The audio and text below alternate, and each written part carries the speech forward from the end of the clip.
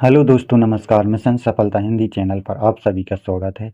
आज हम वन रक्षक क्षेत्र रक्षक जेल पेरी के 25 मई 2023 सेकंड शिफ्ट में पूछे गए समान हिंदी के प्रश्नों को हल करने जा रहे हैं, जिससे आपको प्रश्न का लेवल पता चलेगा और किस किस टॉपिक से हिंदी में प्रश्नों को पूछे जाते हैं। इस आधार पर आने वाले पेपर की तैयारी कर सकते हैं और 20 में से 20 अंक प्राप्त कर सकते हैं। तो चलिए स्टार्ट करते हैं आज की क्लास। आज का पहला क्वेश्चन पूछा गया था, निम्नलिखित में से यौगिक शब्द का चयन कीजिए। हमको 4 ऑप्शन में यौगिक शब्द को चयन करना है। ऑप्शन ए है दिन, ऑप्शन बी है सामाजिक, ऑप्शन सी है दशरथ, ऑप्शन डी है महावीर। तो दोस्तों, यौगिक शब्द किसे कहते हैं? यौगिक दो सार्थक खंडों से मिलकर बना शब्द क्या कहलाता है? यौगिक शब्द। इन शब्दों में सामाजिक शब्द यौगिक शब्द है, जिसका निर्माण समाज धन एक से हुआ है, इसलिए ऑप्शन बी इसका करेक्ट आंसर है। नेक्स्ट क्वेश्चन है निम्नलिखित शब्द समूह में से कौन सा विकल्प विदेशज शब्दों का सही उदाहरण है? हमको दिए गए शब्दों में से विदेशी शब्द की पहचान करना है। ऑप्शन ए है खुरपा, डिबिया, ढांचा, ऑप्शन बी है स्कूल, कॉलेज, अस्पताल, ऑप्शन सी है कौड़ी, तेंदुआ, काया, ऑप्शन डी है पैसा, मांस, हुक्का। तो हमें इन शब्दों में से विदेशी शब्द की पहचान करना है। तो ऑप्शन बी स्कूल, कॉलेज, अस्पताल ये विदेशी शब्द हैं एवं अंग्रेजी भाषा के शब्द हैं, इसलिए ऑप्शन बी इसका करेक्ट आंसर है। नेक्स्ट क्वेश्चन, निम्नलिखित में से शब्द युग्म नारी और नारी के सही अर्थभेद का चयन कीजिए। तो हमको नारी और नारी के सही अर्थ का चयन करना है। ऑप्शन ए है वीर स्त्री, ऑप्शन बी फीस स्त्री, ऑप्शन सी श्वसन स्त्री, ऑप्शन डी सिरा, नब्ज या और स्त्री। इन चारों ऑप्शनों में से नारी और नारी का सही अर्थ क्या है? तो दोस्तों, सिरा या नब्ज नारी को कहते हैं और नारी को स्त्री कहते हैं, इसलिए ऑप्शन डी इसका करेक्ट आंसर है। नेक्स्ट क्वेश्चन है, तो दोस्तों नेक्स्ट क्वेश्चन है, लता भवन ते प्रकट भय ते ही अवसर दो भाय मनु निकसे जुग विमल विधु जलद पटल बिलगाय। उपर्युक्त पंक्तियों में निम्नलिखित में से कौन सा अलंकार है? हमको ये पंक्तियां दी गई हैं, इसमें अलंकार की पहचान करना है। ऑप्शन ए है श्लेष अलंकार, ऑप्शन बी है रूपक अलंकार, ऑप्शन सी है उपमा अलंकार, ऑप्शन डी है उत्प्रेक्षा अलंकार। तो दोस्तों ऑप्शन डी इसका करेक्ट आंसर है। और उत्प्रेक्षा अलंकार की पहचान क्या होती है?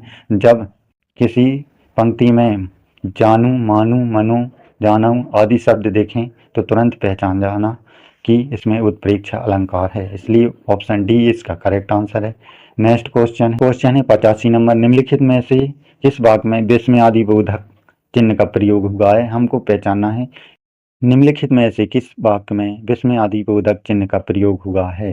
तो हमको इन वाक्यों में देखकर विस्मयादि बोधक चिन्ह की पहचान करना है। ऑप्शन ए है सुभाष ने माल को बचाने के लिए अनेक उपाय किए परंतु वे सब निष्फल हुए। ऑप्शन बी है हाँ मैं क्रिकेट खेलूंगा। ऑप्शन सी है भारत की राजधानी दिल्ली से पहले क्या थी।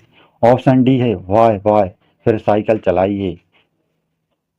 तो इसमें विस्मयादि चिन्ह की पहचान क्या होती है? सीधा डंडा, नीचे बिंदी।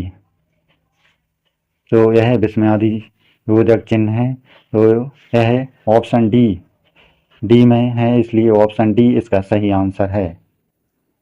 नेक्स्ट क्वेश्चन है 86 नंबर, वाक्य वह कल देर से लौटा था शायद दफ्तर में देर तक बैठा रहा हो, निम्न में से किस काल का उदाहरण है? हमको इसमें काल पहचानना है। ऑप्शन ए हेतु भविष्यकाल, हेतु मध्य भूतकाल, ऑप्शन सी आसन्न भूतकाल, ऑप्शन डी है संभाव्य भविष्यकाल। तो वह कल देर से लौटा था शायद दफ्तर में देर तक बैठा रहा, इस वाक्य में हमको संभावना दिख रही है, इसलिए ऑप्शन डी इसका करेक्ट आंसर है। नेक्स्ट क्वेश्चन है 87 नंबर, निम्नलिखित में से सामान्य वर्तमान काल का सही उदाहरण कौन सा है?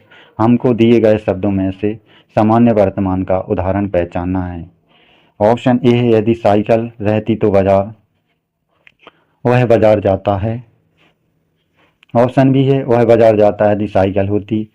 ऑप्शन सी है साइकिल रहने पर वह बाजार जाए। ऑप्शन डी है कल से वर्षा बहुत तेज हो रही है।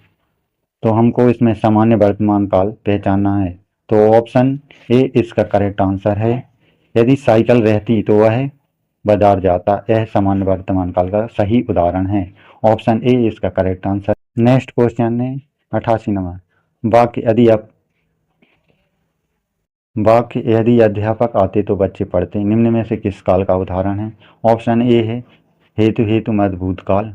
ऑप्शन बी है संभाव्य भूतकाल। ऑप्शन सी है हेतु हेतु मद भविष्यकाल। ऑप्शन डी है आसन्न भूतकाल। तो हमको इस वाक्य में काल पहचानना है कि यदि अध्यापक आते तो बच्चे पढ़ते। तो मित्रों इसमें हेतु हेतु मद भूतकाल है, इसलिए ऑप्शन इसका करेक्ट आंसर है।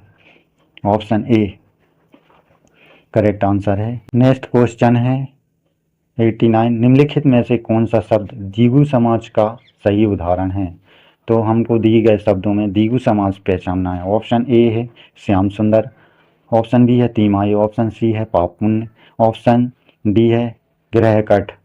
तो द्विगु समाज की पहचान क्या होती है, जब किसी शब्द का पहला अक्षर संख्यावाचक हो वहाँ पर क्या होता है, द्विगु समाज। तो इन ऑप्शनों में हमें तिमाही शब्द में संख्यावाचक शब्द दिखाई दे रहा है। तिमाही का अर्थ होता है 3 महीनों का समूह, वो क्या कहते हैं, तिमाही, इसलिए ऑप्शन बी इसका करेक्ट आंसर है।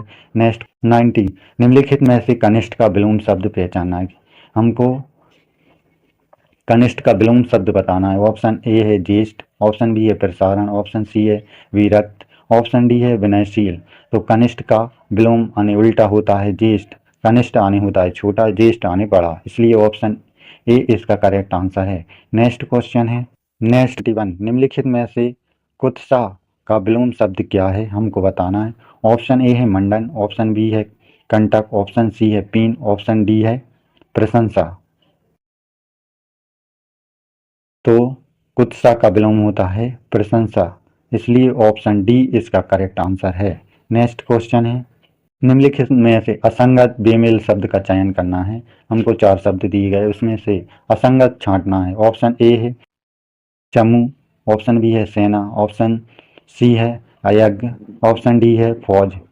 तो चमू, सेना, फौज ये आर्मी से संबंधित शब्द हैं, जबकि यज्ञ इन शब्दों में से अलग है, इसलिए ऑप्शन सी इसका करेक्ट आंसर है। नेक्स्ट क्वेश्चन है मित्रों 93। नीचे दी गई पंक्तियों में कौन सा अलंकार है, हमको अलंकार की पहचान करना है। पंक्ति है विहग विहग फिर चहक उठे, ये पुंज पुंज कल कूजित कर उर का निकुंज चिर सुभग सुभग। तो इस पंक्ति में हमको अलंकार पहचानना है। ऑप्शन ए है वीरसा, पुनरुक्ति प्रकाश अलंकार, नियामक अलंकार, श्लेष अलंकार। डी ऑप्शन है अनुप्रास अलंकार। तो इसका सही आंसर है वीपसा अलंकार और पुनरुक्ति अलंकार। इसमें शब्दों की पुनरुक्ति हुई है, जैसे शुभंग शुभंग, वेहग वेहग, पुंज पुंज आदि शब्दों की पुनरुक्ति हुई है, इसलिए ऑप्शन ए इसका करेक्ट आंसर है। नेक्स्ट क्वेश्चन है 94। निम्न में से प्रयोग के आधार पर विभक्ति रहित संबंध बोधक अवयवों का चयन कीजिए। तो हमको संबंध बोधक शब्दों का चयन करना है। ऑप्शन ए यथा, पास, लिए, द्वारा, बिना। ऑप्शन बी बिना, द्वारा। ऑप्शन सी रहित, सहित, यथा। ऑप्शन डी यथा, पास, लिए। तो इसका सही आंसर है ऑप्शन सी रहित सहित। विभक्ति रहित संबंध बोधक अव्यय हैं, इसलिए ऑप्शन सी इसका करेक्ट आंसर है। नेक्स्ट क्वेश्चन है 95। निम्नलिखित में से कौन सा वाक्य कर्म कारक का सही उदाहरण है। तो हमको कर्म कारक का सही उदाहरण पहचानना है। ऑप्शन ए हे भगवान, इस सड़ी गर्मी में भी लोग कैसे जी रहे हैं, वह रोटी खाता है, मनुष्य अपने घर में भी सुरक्षित कहाँ रहता है। ऑप्शन डी करीमिया के 2 जवान बेटे को अपने हाथों दफनाया। तो हमें कर्म कारक की पहचान करना है।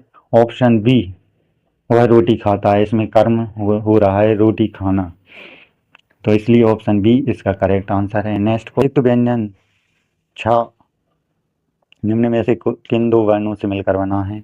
ऑप्शन ए है का और सा, गा और या, ता और रा, शा और रा। तो संयुक्त व्यंजन का निर्माण का और सा से होता है, इसलिए ऑप्शन ए इसका करेक्ट आंसर है।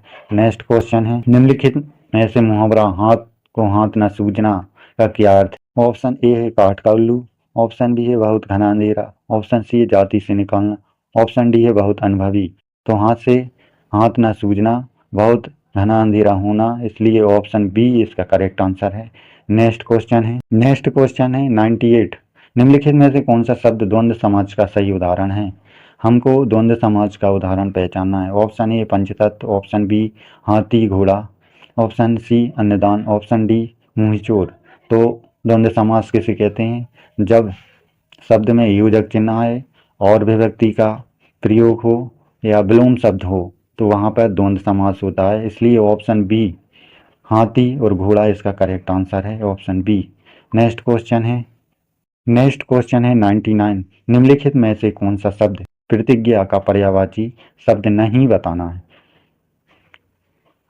क्या बताना है हमको? प्रतिज्ञा का पर्यायवाची शब्द नहीं है। तो ऑप्शन ए है प्रण, ऑप्शन बी है वचन, ऑप्शन सी है वायदा, ऑप्शन डी है फुनगी। तो मित्रों प्रण, वचन, वायदा ये प्रतिज्ञा के पर्यायवाची शब्द हैं, जबकि ऑप्शन डी फुनगी इसका पर्यायवाची नहीं है, इसलिए ऑप्शन डी इसका करेक्ट आंसर है। नेक्स्ट क्वेश्चन है दोस्तों आज का अंतिम क्वेश्चन, निम्नलिखित में से कौन सा एक टा वर्ग का नहीं है? हमको बताना है कि इसमें से कौन सा एक शब्द टा वर्ग का नहीं है। ऑप्शन ए है ढा, ऑप्शन बी है ठा, ऑप्शन सी है अड़ा, ऑप्शन डी है घा। तो घा टा वर्ग का शब्द नहीं, यह का वर्ग का शब्द है, बाकी तीनों टा वर्ग के हैं, इसलिए ऑप्शन डी इसका करेक्ट आंसर है। तो दोस्तों ये थे 20 क्वेश्चन जो मई 2023 सेकेंड शिफ्ट में पूछे गए थे। तो वीडियो अच्छी लगी हो तो प्लीज़ लाइक करें, चैनल को सब्सक्राइब करें। इसी तरह की तैयारी करने के लिए हमारे साथ जुड़ें। मिलते हैं नेक्स्ट टॉपिक में, जब तक के लिए धन्यवाद।